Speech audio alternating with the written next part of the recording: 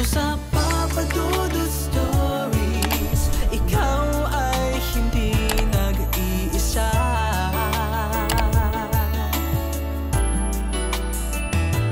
Dito sa Papa Dudut Stories, may nagmamahal sa'yo. Papa Dudut Stories, Papa Dudut Stories. Dear Papa Dudut, sa lahat po ng mga nakatutok ngayon, huwag pong kalimutan mag-like, mag-share at mag-subscribe. Maraming salamat po sa inyong lahat.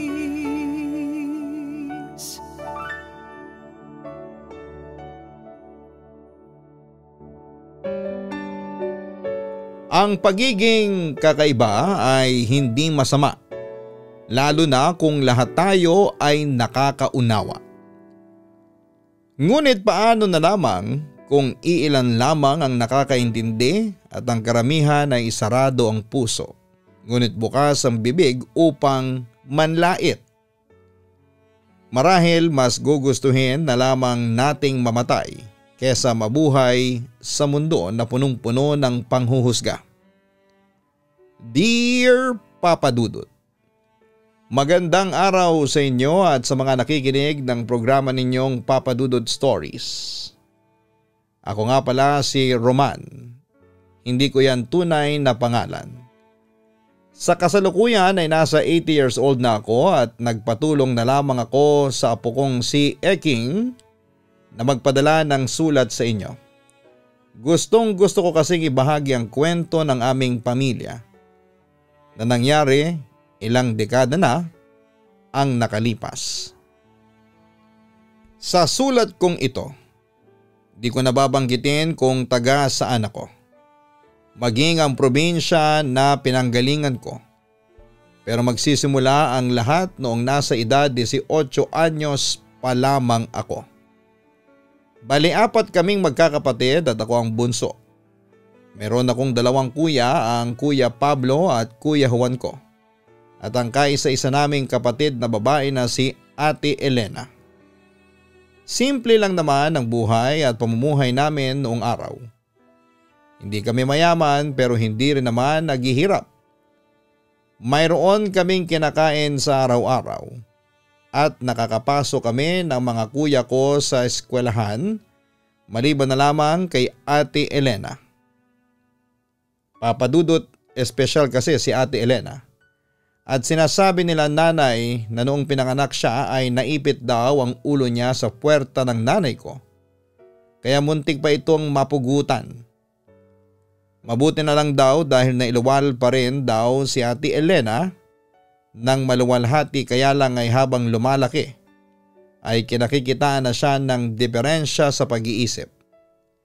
Mabagal kasi ang progreso ng isipan niya at sa edad daw niya noong 2 ay hindi pa siya nakakalakad at nakakapagsalita. Siyempre ng mga panahong yon ay hindi pa naman ganon kalawak ang kaalaman ng tao tungkol sa mga usapin sa utak na siyang may problema sa pagdevelop ng isang bata. Kaya ang nangyari ay pinagtawanan ang aming pamilya nang malaman ng ibang tao na mayroong anak na sintu-sinto ang mga magulang namin. Bukod sa problema ni Ate Elena, sa pag-iisip ay may iba pa siyang diferensya. At yun nga yung pagiging maputi ng balat at buhok niya. O kung tawagin ay anak araw. Dahil sa kondisyon na yon ni Ate Elena, ay sa gabi lamang siya lumalabas at madalas siyang makikita na nakaupo sa aming balkonahe. Kaya lang ay kinakatakutan naman siya ng ilan naming kapitbahay na nakikita siya, Papa Dudut.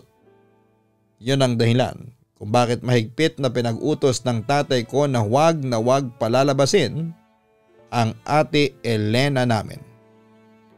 Papa Dudut, kung ilalarawan ko ang personalidad ni Ate Elena, masasabi ko na hindi naman siya bayolente. Sa edad niyang 20 anyos noon ay para labang siyang 2 taong gulang na bata kung kumilos. Mahilig siyang umawit at magsulat sa papel na galing sa akin ang mga kagamitan. Tandang-tanda ko pa na minsan na akong sinaway at pinagsabihan ng mga magulang namin na wag ko na raw pahiramin ang ate ko ng papel at pansulat dahil nagkakalat lamang siya. Pero sa isip ko ay hindi, dahil masaya si Ate Elena sa tuwing nagsusulat siya o di kaya ay gumuguhit ng kung ano-ano sa papel. Masasabi ko na kahit na ganoon ang ate ko ay mahal ko siya. Kaya lang ay nalulungkot ako at malaki ang tampo ko sa aking mga magulang at ibang kapatid dahil hindi nila itinuring na miyembro ng aming pamilya ang Ate Elena ko. Sa katunayan ay dinig na dinig ko ang pagpalahaw ng iyak ni Ate Elena kapag pinapakain siya ni nanay dahil nga napapalo siya nito, lalo na kapag hindi niya sinusunod ang sinabi nito. Minsan ay sinubukan kong awatin si nanay sa pananakit kay Ate Elena dahil naabutan ko siyang sinasampal ito at pinipitpit ng patpat ang mga kamay dahil ayaw ibuka ng ate ko ang kanyang bibig. Pero naggalit lamang sa akin si nanay at inutusan ako na pakainin ang ate ko dahil nangungonsumin na raw siya. Imbes na humindi ay agad kong sinunod ang utos sa akin ng nanay ko, Papa Dudut. Dinampot ko ang kutsara at pinggan na may kanin at ulam at pagkatapos ay humarap ako kay Ate Elena. Nakayakap siya noon sa kanyang mga tuhod habang nakasubsob ang ulo na para bang takot na takot siyang ipakita ang kanyang mukha. Nanginginig din ang ate ko habang nakasandal sa dingding ng bahay namin. Kitang-kita ko rin sa maputi niyang balat ang latay ng pamalo at peklat mula sa mga kurot ng nanay ko. "Ate, kain na," malumanay kong sambit sa kanya. Pinagmasdan ko't inobserbahan si Ate Elena kung makikinig siya sa akin. At hindi naman ako nabigo dahil wala pang ilang sandali ay inangat na niya ang kanyang ulo at tumingin sa akin. Pero kinilabutan ako dahil nanlilisik ang kanyang mga mata at kasabay noon ang mabilis niyang paggapang papunta sa kinakaroonan ko. Napahiyaw ako't nabitawan ko ang hawak-hawak kong pagkain, lalo na noong dinambahan na ako ni Ate Elena, Papa Dudut. Wala na ako nagawa dahil sa pagkabigla ng mapahiga ako't pinaibabawan niya. Takot na takot kong sinalubong ang mga mata niya na punong-puno ng galit at mga ngipin na nagsisiksikan. Napatingin din ako sa mga daliri niya na nasa magkabilang bahagi ko at gano'n na lamang ang hilakbot ko. Nang makita ko yon na ikinaskas niya sa kahoy naming sahig. Nung akma ko nang ibabalik ang tingin sa kanya ay bigla naman niya akong kinagat sa balikat dahilan upang mapasigaw na ako sa magkahalong gulat at sakit. Agad akong nakarinig ng mga nagmamadali at paparating na yabag. Kasunod noon ang boses nila nanay at tatay. Mabilis na hinablot ng tatay ko ang ate ko na nakapatong sa akin ng mga panahong yon, tapos ay tinulungan naman ako ni nanay na makaupo. Umiyak na rin ako noon sa sakit, lalo na nung nakita kong nagdurugo ng parte ng balikat ko na kinagat ni Ate Elena. "Erlinda, kunin mo ang latigo ko," galit at mariing utos ni tatay na agad namang sinunod ng nanay ko. Kinuha nito ang latigo ni tatay at mabilis na ibinigay sa kanya. Kitang-kita ko naman ang takot sa mga mata ni Ate Elena nang itulak siya ni tatay sa dingding ng bahay namin para ma-corner niya, at pagkatapos ay sinimulan na niya itong latiguhin ng paulit-ulit hanggang sa umiyak sa sakit at maghihiyaw ang ate ko. Takot naman ako noong nakayakag kay nanay, lalo na nang magsimulang magtalsika ng dugo mula sa mga sugat ni Ate Elena. At garo na lamang ang habag ko sa kanya matapos ko siyang makita na naliligo sa sarili niyang dugo. Papadudot, iyak ng iyak noon si Ate Elena nang kalad ka rin ni tatay papunta sa maliit naming bodega sa likod bahay. Lahat na yata ng pagpupumiglas ay ginawa ng ate ko para mantala si tatay sa pagdala sa kanya doon. Narinig ko pa na ilang beses din siyang umusal ng salitang patawad pero tila ba binging walang naririnig ang tatay namin. Katulong ang Kuya Pablo ko na siyang nagbukas ng pinto ng aming bodega ay malakas na itinulak doon ni tatay ang kaawa-awa kong Ate Elena at pagkatapos ay mabilis siyang kinandado ang pinto. Diyan ka nararapat sa bodega para hindi ka na makapanakit, singhal ng tatay ko sa humahagulhol kong ate. Dinig na dinig namin ang pagmamakaawa niya na buksan ng pinto at pagkalabog dito. Ngunit binaliwala yon ng mga magulang namin. Agad kaming pinapasok ni tatay sa loob ng bahay upang magamot na ang aking sugat. Papadudot, alam ko naman na hindi sinasadya ni Ate Elena ang nagawa niyang panunugod at pangangagat sa akin dahil nga kalmado o hindi bayolenteng tao ang pagsasalarawan ko sa kanya. Ngunit baka hindi ko pa pala talaga siya tuluyang kilala dahil pwedeng nagkukunwari lamang siya na mabait pero meron pala siyang masamang iniisip. Dahil sa ginawa niya sa akin ay natakot na akong lumapit sa kanya pero hindi ko pa rin mapigilan na magkaroon ng pakialam sa ate ko. Bali dinadalahan na lamang siya na makakain at maiinom doon ng tatay at nanay doon pero hindi pa rin siya pinapalabas. Naalala ko na takot pa naman si Ate Elena sa dilim at masisikip na lugar kaya bahagya akong nag-alala para sa kanya. Pero wala naman akong magawa dahil nandun pa nga ang takot ko sa kanya dahil sa ginawa niya sa akin. Kaya pinabayaan ko na lamang siya na nakakulong hanggang sa mapagdesisyonan ng mga magulang namin na palabasin siya. Papadudot lumipas ang 3 araw ay hindi pa rin pinalalabas ng bodega si Ate Elena. Tapos nalaman ko na din na hindi na rin pala siya dinadalhan ng tubig at pagkain ng mga magulang namin. Ewan kung ano ang iniisip nila ng mga panahong yon pero kinagabihan ay ginising ako ng masangsang na amoy at halos bumaligtad ang sikmura ko sa baho na parabang amoy nabubulok na laman. Mabilis akong bumangon sa higaan at tinungo ang silid ng mga magulang ko. Narinig ko na umuubo si tatay habang nagrereklamo sa masangsang na amoy. Akma na sana akong kakatok. Nang buksan ni nanay ang pintuan dahilan para magulat ako. Sinabi ko na lamang na nakakaamoy ako ng mabaho kaya nagising ako. Doon na sila nagpasya na hanapin ang pinagmumula noon sa kabuuan ng bahay. Nagising na rin ang 2 ko pang kuya at nagtulong-tulong kami sa paghahanap sa bagay na pinagmumula ng masangsang na amoy. At kulang na lamang ay balik na rin namin ang bahay ngunit hindi namin mahanap. Hanggang sa dinala kami ng aming paghahanap sa maaaring pinagmumulan ng masangsang na amoy. Yon ay sa likod bahay. At sabay kaming napatitig sa bodega na siya ngang kinakaroonan ni Ate Elena. Doon na namin napagtagpi-tagpi ang lahat na baka doon galing ang mabahong amoy na halos magpabaligtad sa aming mga sikmura kaya naman naglakas loob ang 2 kong kuya na puntahan ang naturang bodega para kumpirmahin ang aming hinala.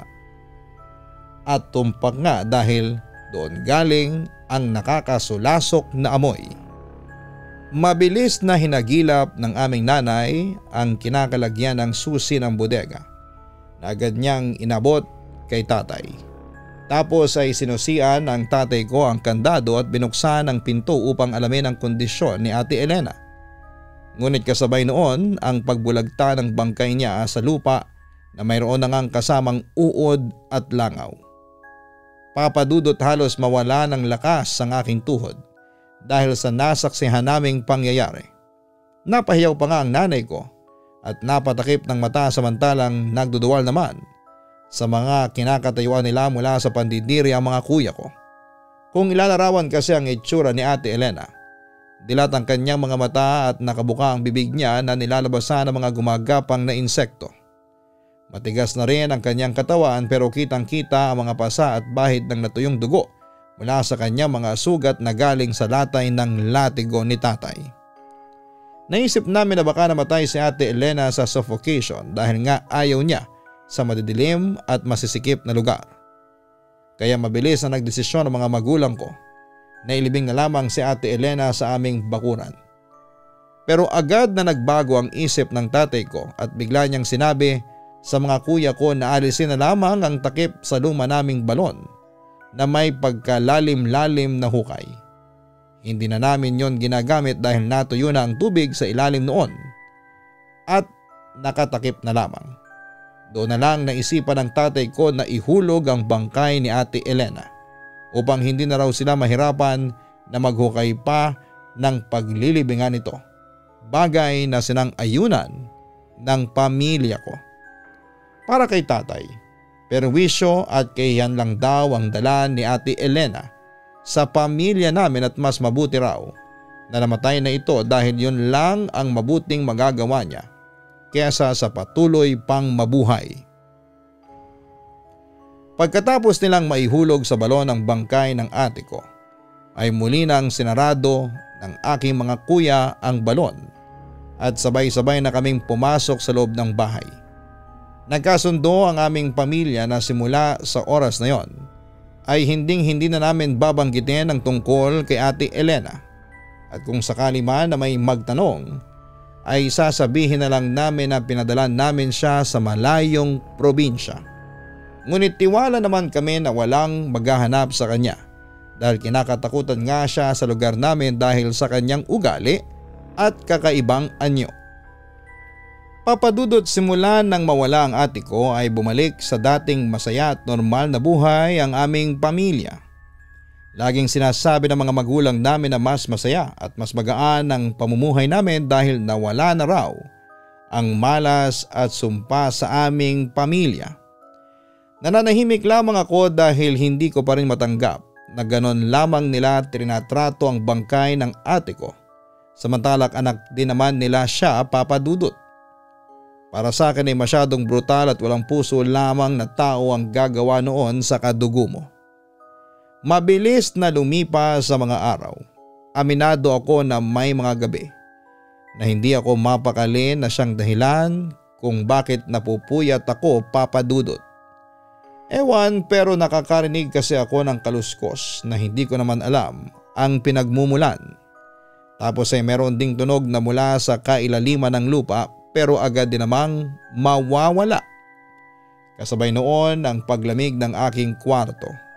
Dahilan kaya nagtitindigan ng aking mga balahibo.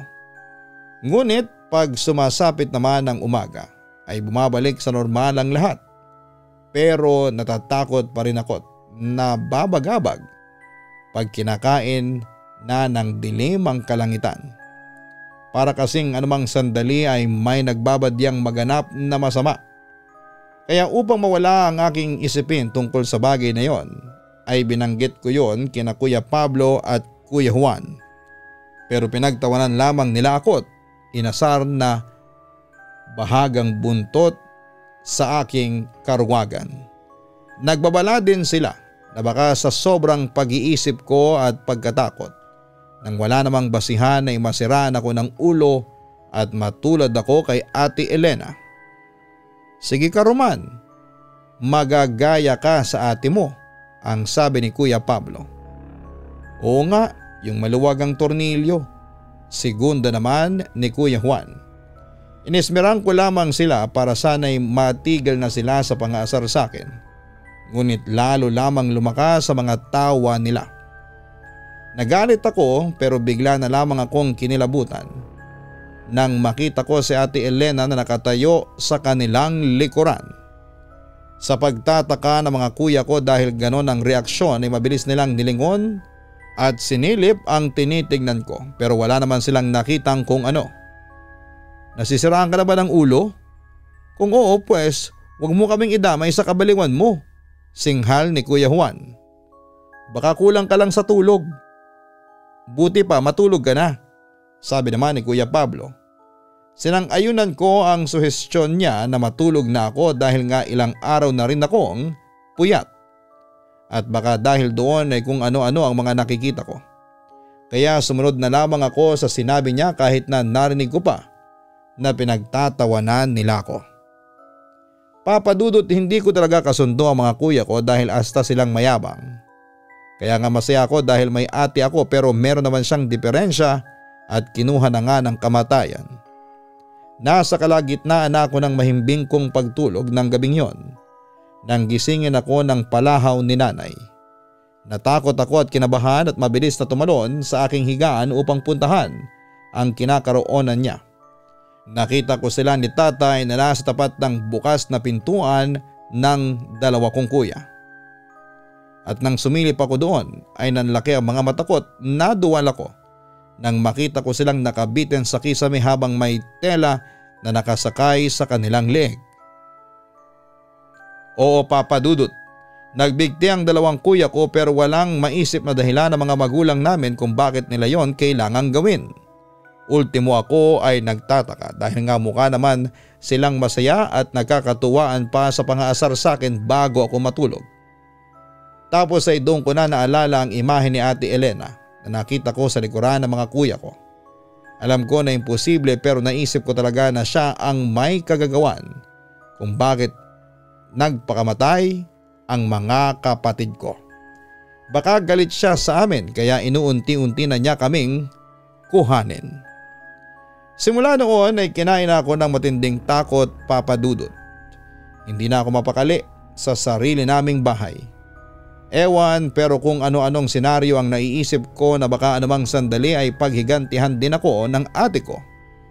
Pero syempre ang mas kinakatakot ko ay ang kaligtasan ng mga magulang ko.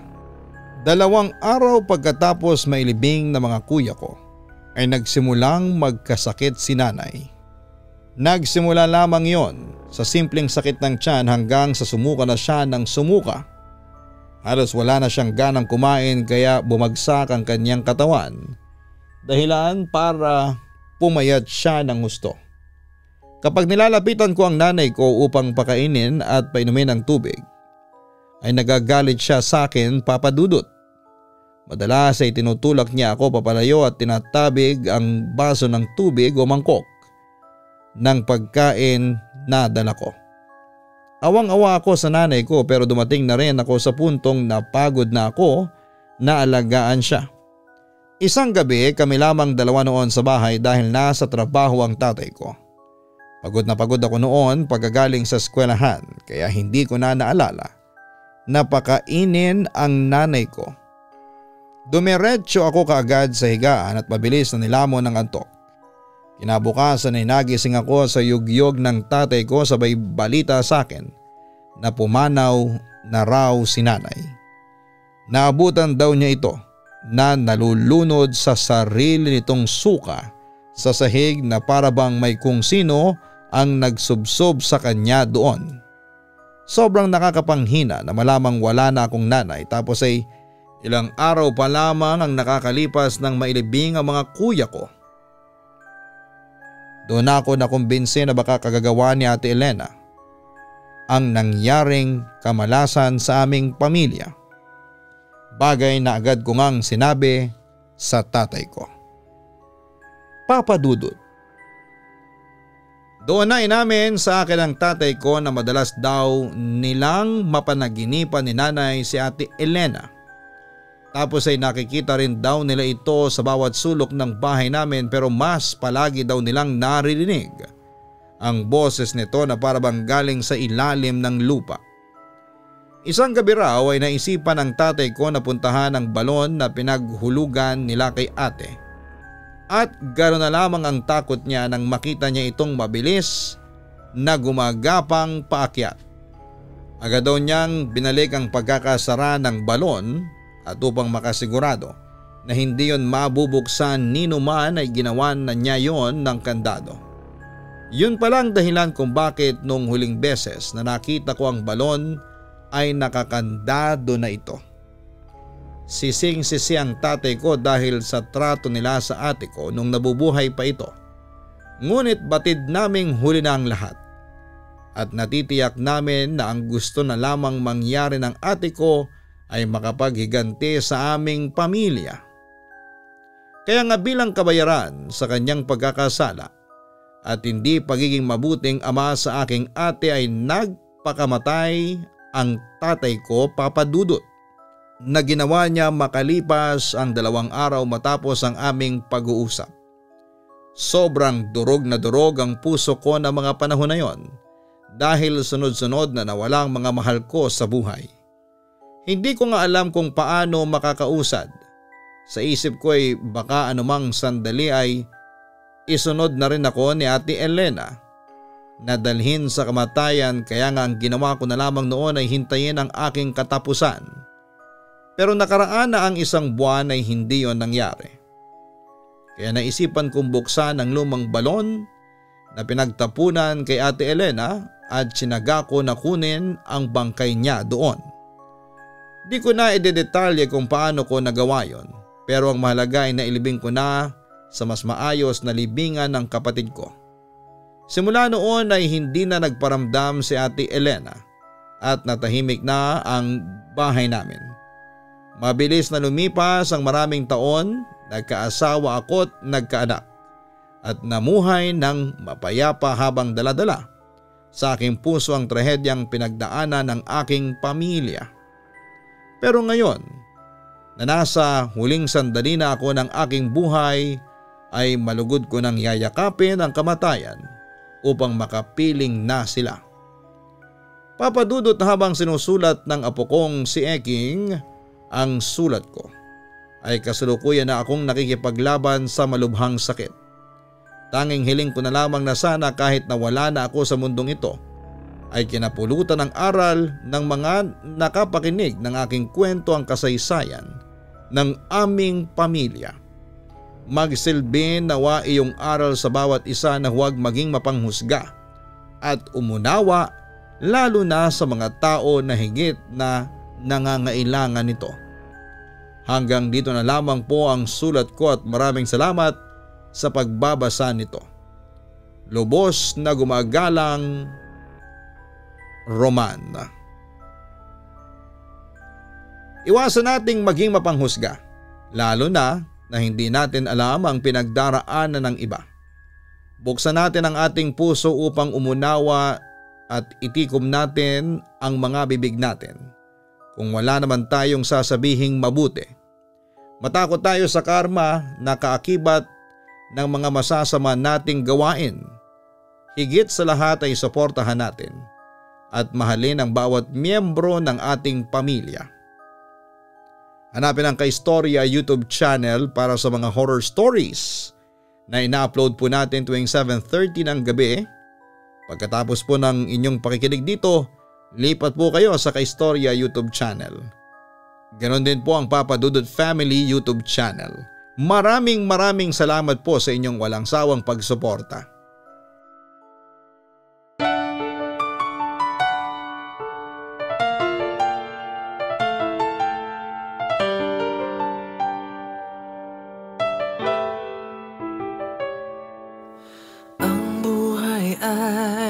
Mahiwaga, laging may lungkot at saya. Sa Papa Dudut Stories, laging may karamay ka.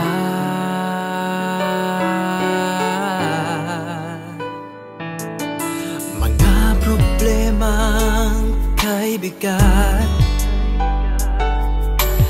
ito ay pakikinggan ka. Sa Papa Dudut Stories, kami ay iyong kasama.